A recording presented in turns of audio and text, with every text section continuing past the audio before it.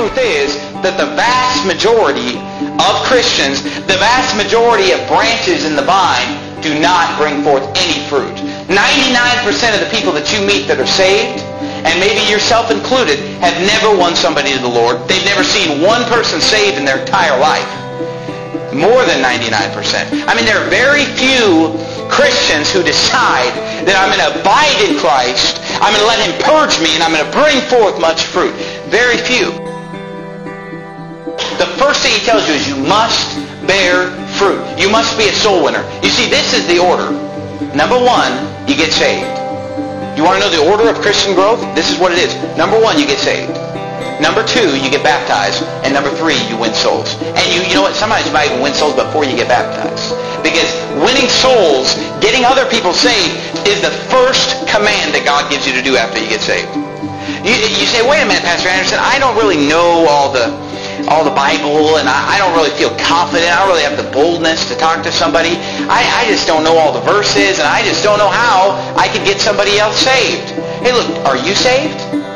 Then you must know how to get saved, somebody saved. Why don't you just take one verse? Take John 3:16 and take John 3:16 to somebody and just tell them what it says and tell them how you got saved and preach to them the gospel of Jesus Christ from John 3:16. You don't need to know the whole Bible to be a soul winner, because the first step that you need to do as a Christian is to be winning other people to Christ, to be bringing forth fruit. And so God says, you know, the branch that doesn't bring forth any fruit, I don't have any time for it. This is God's attitude. I'm just going to take it away and not mess with it. But the one who's going to obey me and bring forth the fruit, He says, I'm going to purge it. Now, you ever wonder why people get saved and they come to church for a while, or maybe they even come to church for years, and eventually they just kind of wash up? You know, after 6 months, they're gone. You seen that happen before? I mean, they'll be in church, and they'll be coming and faithful. 6 months, they're gone. You know, a couple of years, they're gone. Totally out of church. Why? Because they didn't bring forth fruit. Do you want to be in church 5 years from now? Do you want to be living for God 5 years from now? Or do you want to just be this Roman candle type of Christian where, boom, you know, big, exciting, oh, I'm all excited about church. Wow, I'm so excited about reading the Bible. And then it's like, you're gone. Nobody hears from you again. Hey, it happens all the time. It happens all the time. Do you want to be one of the people who loses that excitement, loses their zeal for the Bible? Boy, you're on fire for God, but you just kind of get in a rut.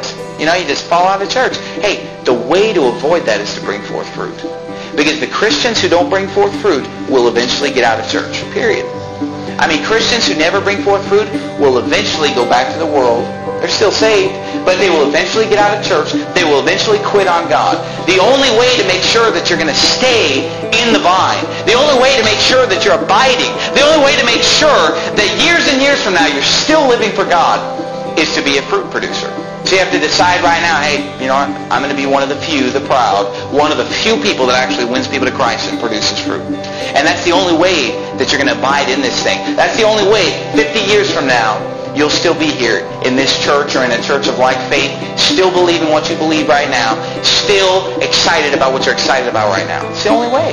You can't get around it. You must learn to win souls. You must produce fruit.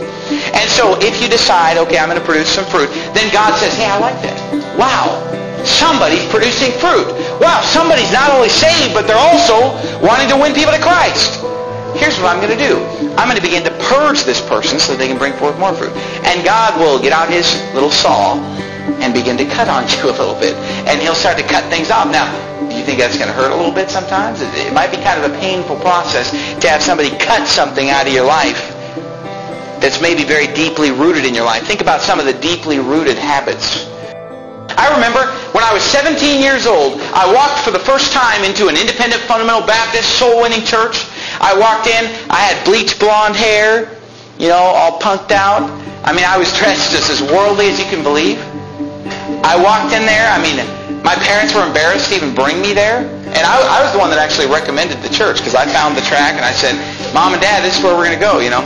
And my parents were probably embarrassed of even the way that I looked, okay? I walk into the church, I sit down. Within 2 weeks, I was out soul winning. Okay, but I was still worldly. You know, I was still listening to all the music, still watching all the, you know, the wrong movies and everything. And all that. Well, they're all wrong. That's a redundancy. But I was just still into all the worldly stuff, still all the worldly friends. But I just got excited about winning souls, you know. And that's kind of what drew me into this church. Even though I didn't agree with half of what the pastor was preaching, I just said, man, actually getting people saved, I've never even heard of such a thing. This is great. And so I went out soul winning for the first time.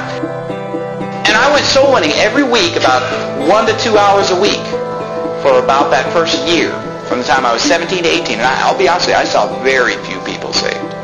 I think I saw like one person saved or something. I mean, if that. But see, God saw, this guy's worldly, this guy's an idiot.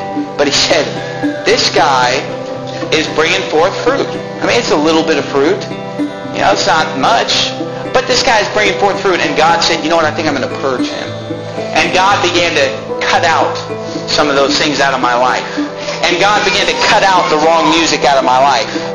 God began to cut out the television that I was filling my mind with for 4 hours a day.